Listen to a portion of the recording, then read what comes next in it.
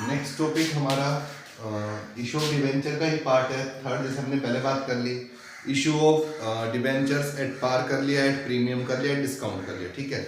अब जो next case आता है, issue of debentures, issue of debentures other than cash. अभी तक तो हम कैश में इशू कर रहे थे डिवेंचर्स को, पार पे, प्रीमियम पे, डिस्काउंट पे, लेकिन अगर कह रहे हैं कभी आपको क्या करना हो अदर देन कैश इशू करने हो, तो जैसे हमने इशू ऑफ शेयर्स में भी पढ़ा है कि अदर देन कैश इशू होता है। तो जब कभी कोई वेंडर था या जब कभी हमारे को क्रेडिटर था जिससे हमने कुछ परचेज किया था, उसको जब हमें पेमेंट करनी है, उसको हम पेमेंट करने कैश देने की बजाय क्या देते हैं, अगर उसको हम डिवेंचर दे देते तो क्या क्या ट्रीटमेंट होगा। तो देखिए, सबसे पहला, अगर डिवेंचर को हम पार पर इशू कर रहे हैं, पार पर कर रहे हैं, तो देखिए सबसे पहले हम क्या करते हैं, कोई एसेट परचेज किया हमने, एसेट परचेज करेंगे तो एसेट आएगा, तो एंट्री क्या बन जाएगी, asset account debit to vendor account जिससे भी हमने परचेज किया होगा, और इस वेंडर को पेमेंट करनी है तो एंट्री पास कर देंगे वेंडर अकाउंट डेबिट टू 10%, 12% जो भी होंगे, 12% डिवेंचर अकाउंट, ठीक है। तो इस मैनर में हम क्या करेंगे, जब हमने पार पे डिवेंचर्स का इशू किया है किसको, किसी वेंडर को, तो ये एंट्री हो जाएगी। अगर यही किस पे करना हो, प्रीमियम पे, तो फर्स्ट एंट्री तो कॉमन रहेगी, दूसरी एंट्री क्या बन जाएगी, vendor account debit to 12% debenture account, इसके अंदर तो फेस वैल्यू आ जाएगी, और अगर हमने प्रीमियम पे किया है तो टू सिक्योरिटी प्रीमियम अकाउंट, ठीक है। ये एक एंट्री में सेकंड एंट्री उसमें चेंज हो जाएगा, यहाँ पे क्या आ जाएगा, टू सिक्योरिटी प्रीमियम आ जाएगा, ठीक है। और इसी केस में अगर थर्ड केस हो, डिवेंचर अगर हमने पार पे इशू किया है वेंडर को तो प्रीमियम पे किए हैं तो, और अगर हमने डिस्काउंट पे इशू किए हैं तो डिस्काउंट पे इशू करने में क्या एंट्री बन जाएगी, फर्स्ट एंट्री सेम रहेगी, एसेट आया आपके पास, asset account debit to vendor account, इसमें क्या आ जाएगा, vendor account debit discount on issue of debenture account debit to 12% debenture account, ठीक है। तो इस मैनर में हम क्या करेंगे कि अलग अलग केसेस के अंदर पार पे अगर हमने डिवेंचर दिए तो क्या एंट्री होगी, प्रीमियम पे दिए हैं तो, और डिस्काउंट पे दिए हैं, कौन सा केस है, अदर देन कैश, कि हमने जब कोई एसेट वगैरह उससे परचेज कर लिया है तो ठीक है। इस मैनर में हम एक क्वेश्चन करते हैं न्यूमेरिकल, उसके बाद देखते हैं कैसा होता है।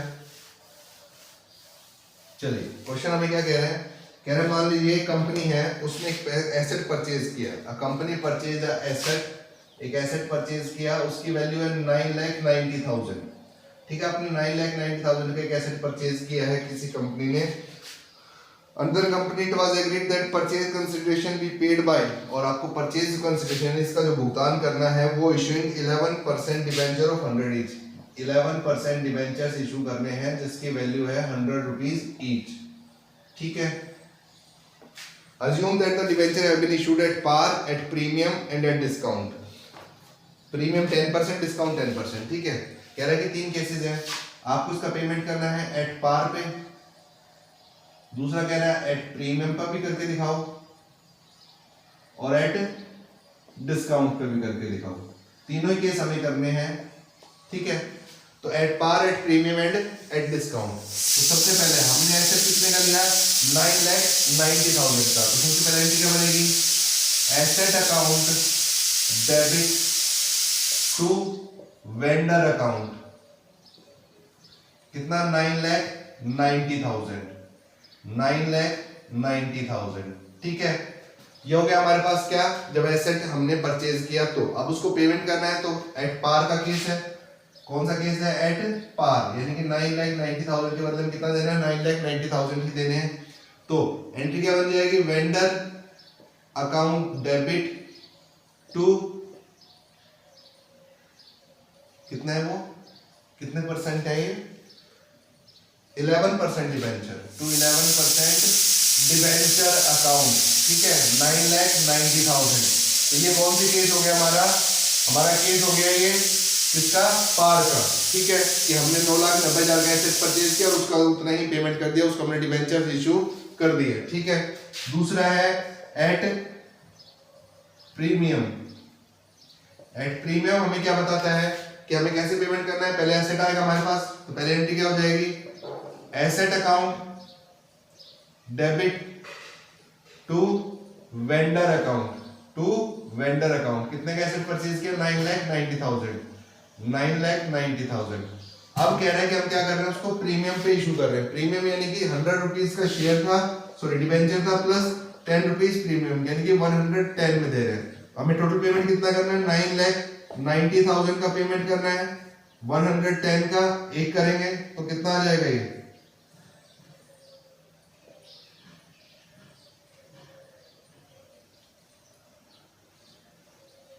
तो हम 9,000 डिबेंचर्स इशू करेंगे। कितने डिबेंचर इशू करेंगे? 9,000, और उसके ऊपर प्रीमियम चार्ज कर लेंगे। क्या एंट्री बन जाएगी?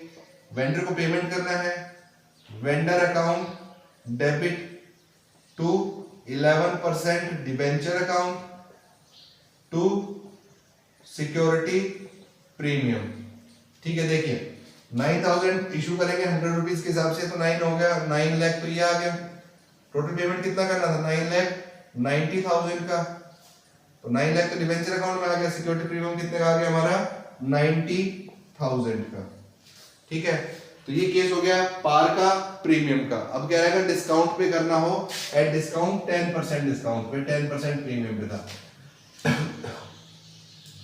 At discount.